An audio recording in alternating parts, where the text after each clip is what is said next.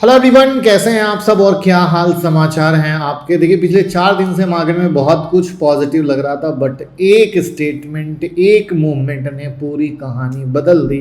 और आज अगर ब्लैक वेडनेसडे टाइप बन गया तो कहना गलत नहीं होगा, लेकिन सिर्फ इतना कहने से तो कहानी बनती नहीं है। आखिर हुआ क्या, ट्रंप ने क्या कहा, प्लस नाटो के चीफ ने क्या क्या, कई कहानी है जो हमें समझनी है। तभी हम आगे क्या करना है, किस सेक्टर को अवॉइड करना है, किस सेक्टर पर नज़र रखना है, मामला कितना गंभीर हो सकता है। और ये कहानी थोड़ी यूरोप के साइड भी घुस रही है, वो क्या कहानी है सब समझेंगे। यानी जो आप बेसिक बेसिक सुन रहे हो ट्रंप और ईरान, कहानी उससे भी आगे है जो हम अपनी वीडियो में कवर करेंगे और आपने नहीं सुना होगा। लेकिन पहली बार आए हो तो चैनल को सब्सक्राइब कर लेना। तो सबसे पहले समझो, कल रात 7 जुलाई को यूएस सेंट्रल कमांड ने ईरान के अंदर 80 से ज़्यादा टारगेट पर स्ट्राइक की। Air defence, command control, coastal radar, anti ship missile, revolutionary guard की 60 से ज़्यादा बोट। और ये स्ट्राइक ईरान के उस हमले का जवाब था जिसमें स्ट्रेट ऑफ हॉर्मुज के पास 3 कमर्शियल टैंकर को टारगेट किया गया,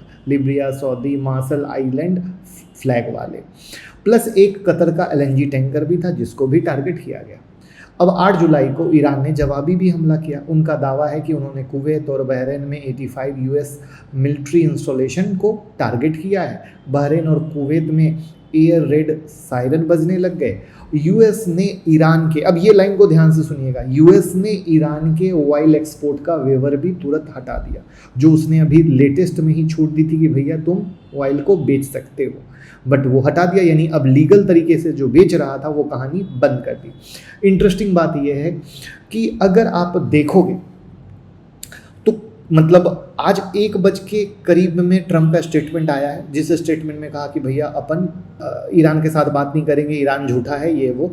बट उससे पहले पता है ट्रंप ने एक बड़ी इंटरेस्टिंग बात कही थी कि ईरान स्टैंडिंग डाउन लग रहा है और कुछ प्लान्ड ईरान के जो अटैक हैं वो कैंसिल हो गए।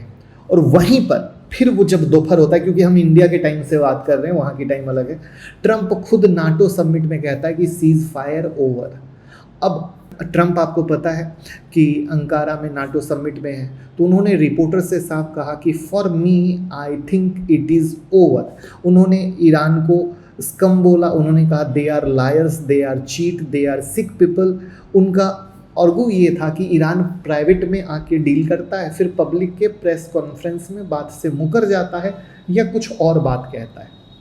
अब ये स्टेटमेंट इंपॉर्टेंट है क्योंकि ये एक वर्किंग पीस फ्रेम है जो 17 जून को साइन हुआ था और उसके बिल्कुल ख़त्म होने का सिग्नल है जिस तरीके से बात आ रही है। अब सबसे इंपॉर्टेंट वीडियो का हिस्सा आता है जो हेडलाइन में उतना नहीं आया है। जब ये सारी चीज़ें चल रही थी तो ट्रंप के बगल में बैठे थे नाटो सेक्रेटरी जनरल मार्क, और उन्होंने ऑन कैमरा कहा कि 5000 प्लेन यूरोपियन एयरपोर्ट से यूएस ऑपरेशन को सपोर्ट करने के लिए उड़ चुके हैं। उन्होंने यूरोप को डिस्क्राइब किया, कोट किया, one big platform of power projection for United state, जो अपने आप में बहुत इंपॉर्टेंट और मार्केबल बात आती है। अब 1 सेकंड के लिए रुकिए, सोचिए, ये कोई अलाई का स्टेटमेंट नहीं था कि हम साथ खड़े हैं। ये एक एडमिशन था कि यूरोप अब एक इंडिपेंडेंट पार्टनर नहीं है बल्कि एक लॉन्च पैड बन चुका है जहां से अमेरिका अपनी मिलिट्री पावर प्रोजेक्ट करता है, जो बहुत सोचने वाली बात है और बहुत गंभीर बात है, जो भले आपको, मुझे नहीं पता है कि कितनी बड़ी बात दिख रही है, बट आने वाले समय में इसके सर्कमस्टांसेस और ये कहानी बहुत बड़ी निकल के आएगी। और ट्रंप का इस जो रिस्पॉन्स है इस पर ग्रेजुएट नहीं था। उन्होंने तुरंत उन अलायंस को टारगेट किया जिन्होंने पूरा सपोर्ट नहीं दिया। इटली को वेरी बैड बोला बेस के मामले में। उन्होंने कहा कि यूके ने अपने सारे बेस ओपन नहीं किए, और स्पेन को, जिसने मार्च में अपना एयर स्पेस बंद कर दिया था वार के लिए, उसको ट्रेड कट ऑफ की धमकी दोबारा दी। ये लाइन 2 तरीके से पढ़ी जा सकती है। एक, नाटो के सेक्रेटरी यूरोप के कंट्रीब्यूशन की तारीफ कर रहे हैं। 2, ये एक मतलब साइलेंट एडमिशन था कि वेस्टर्न अलायंस अब क्या बन चुका है। लेकिन क्या जो वर्ड मार्क ने चूज किया, प्लेटफॉर्म वर्ड, और उसी सांस में ट्रंप ने उन मेंबर्स को पनिश किया जिन्होंने लॉन्च होने से मना किया। और यही कॉम्बिनेशन एक असली कहानी बनाता है जो आगे के स्टेटमेंट में मार्केट के मूवमेंट को ध्यान देगी, जो अगर आप मुझे फॉलो करते रहेंगे तो रील और शॉर्ट के माध्यम से जो भी अपडेट आएगी मैं आपके साथ शेयर करूंगा। अब हम आते हैं मार्केट पर। अब ट्रंप के सीज फायर इज ओवर कहने के बाद यूएस फ्यूचर तुरंत गिर गया। जो डाउ फ्यूचर है गिर गया, S&P 500 1% नीचे आ गया, नेस्डेक भी रेड में आ गया, ब्रेंट क्रूड 6% उछल गया, WTI भी 6% के करीब उछल गया। यूरोप के स्टॉक मार्केट की बात करें वहाँ भी गिरावट आ गई। ऑयल गैस सेक्टर छोड़कर लगभग हर सेक्टर लालम लाल। डॉलर इंडेक्स भी ऊपर चढ़ गया। स्पेन के बॉन्ड की कहानी हो गई जो ऑलरेडी सेल ऑफ में थे। तो मतलब ये कई कहानियाँ निकल कर आई। और हमारे भी इंडियन मार्केट में जब यूएस ने अटैक किया जिसके कारण हम गैप डाउन खुले, बट उसके बाद ठंडे से परे हुए थे। लेकिन जब ट्रंप का स्टेटमेंट आया तो उसके बाद धराधर हम गिरने लग गए और पूरा खुनम खत्ती जैसा कहानी रहा। अगर वैसे हम देखें तो ONGC टॉप गेनर था क्योंकि उन्हें हायर क्रूड प्राइस का फ़ायदा मिलता है, ठीक है।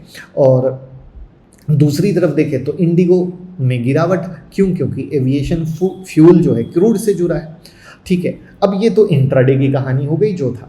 अब यहाँ पर जो सबसे इंपॉर्टेंट आता है ऑयल मार्केटिंग कंपनी जैसे HPCL, कोई बाय सेल रिकमेंडेशन नहीं, आपको सिखाने के लिए बता रहा हूँ।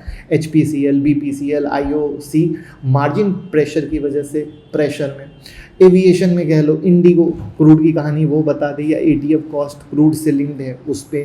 पेंट और टायर की बात कर लें तो क्रूड बेस रॉ मटेरियल है उस पर भी प्रेशर। अगर हम सपोर्टिव में आ जाएं तो ONGC, ऑयल इंडिया जैसे अपस्ट्रीम प्लेयर हैं क्योंकि उन्हें हायर क्रूड ऑयल का फ़ायदा मिलता है।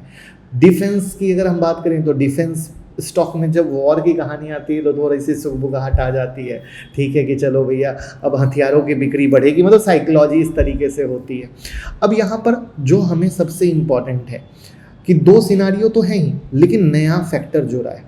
नया फैक्टर नाटो का जुड़ा है। अब यहाँ से यानी अगर देखा जाए तो ईमानदारी से जब भी वॉर होती है तो 2 सिनारियो बनते हैं, लेकिन अब नाटो के बाद 3 सिनारियो बने हैं। पहला सिनारियो है कि ट्रंप ने खुद कहा कि ईरान स्टैंडिंग डाउन लग रहा है, एक पॉजिटिव साइन है। तो यानी अगर हॉर्मुज में शिपिंग ट्रैफिक फिर से नॉर्मल होने लगे, यानी समझो कि जैसे कहते हैं ना कि यूएस ने अटैक किया, ईरान ने किया, फिर आके अच्छा ठीक है हो गया, तो क्या होगा, मामला धीरे से ठंडा हो गया, यानी मामले में आग नहीं पकड़ी। लेकिन अगर मामले में आग पकड़े, ईरान भी दनादन जो लास्ट टाइम की तरह अटैक करता था, अगर ईरान भी दनादन अटैक मारे तो क्या होगा, मामला बढ़ेगा। तो पहला कहानी मामला ना बढ़े, दूसरा कहानी मामला बढ़े। अब आते हैं नया फैक्टर नाटो वाला, वेस्टर्न अलायंस की यूनिटी। तो जैसा मैंने कहा कि उनके कमेंट के बाद जो रिएक्शन यूरोप के अंदर आया है, कुछ अलाइज इससे मतलब बेइज्जती, एम्बेरसमेंट मान रहे हैं, कुछ इसे अपनी सॉवरेनिटी का सवाल बना रहे हैं। तो ये दिखाता है कि अगर वॉर लंबी चलती है तो सिर्फ ईरान का स्टांस नहीं, बल्कि यूएस के अपने अलाइज जो अलायंस है उनकी यूनिटी भी किस तरीके से बन के आती है, कौन साथ में खड़ा होता है, कौन अलग खड़ा होता है। क्योंकि देखो ट्रंप कुछ भी कह ले उससे कोई फर्क नहीं पड़ता है, बट नाटो के साइड से अगर स्टेटमेंट आया है तो वहाँ पर ये रिस्क किस तरीके से बढ़ता है, जो बहुत बहुत बहुत इंपॉर्टेंट आएगा। आप इस चीज़ को नोट करके रख लीजिएगा। तो अब आपको क्या करना चाहिए, सबसे पहले पैनिक नहीं करना चाहिए, क्योंकि ऑलरेडी आपने क्या देखा है, क्रूड ऑयल बहुत ऊपर गया था, फिर क्रूड ऑयल नीचे भी आया, यानी आपने अति की भी कहानी देखी है, फिर ठंडे होने पे क्रूड के नीचे आने की भी कहानी देखी है। तो दिस इज द पॉइंट जहाँ पे पैनिक नहीं करना चाहिए। जो SIP चल रही है उसको आप करते रहें, ठीक है। 2 चीज़ हमें क्लोजली ट्रैक करनी होगी, एक होगा क्रूड ऑयल और दूसरा होगा स्ट्रेट ऑफ हॉर्मुज की एक्टिविटी, और ये हमारे लिए सबसे ज़्यादा इम्पॉर्टेंट है, ठीक है। और साथ में नाटो के अलायंस के बीच की यूनिटी का क्या स्टेटमेंट आता है वो भी देखना होगा। और अगर आप मुझे फॉलो करते होंगे या हमारा जो ऐप है मुकुल अग्रवाल नाम से, एंड्रॉयड और iOS पर डाउनलोड कर लीजिएगा, तो हम सारी न्यूज़ वहाँ पर डालते रहते हैं। तो लिंक भी डिस्क्रिप्शन में, तो आपको फ़ायदा मिलेगा। ट्रेडर को अपनी पोजीशन हल्की रखनी चाहिए, कैरी नहीं करनी चाहिए, समझ में आए तो ट्रेड करें, ना समझ में आए ना ट्रेड करें। और पोर्टफोलियो में मैंने हमेशा कहा है सिर्फ SIP रखें, लमसम पैसा भी ना लगाएं, लमसम का टाइम नहीं आया है। तो अब ओवरऑल हम नज़र रखेंगे आगे क्या किस तरीके से होता है, उसके बाद ही हमें कुछ करेंगे, वरना भैया गई भैंस पानी में और हम फंस सकते हैं।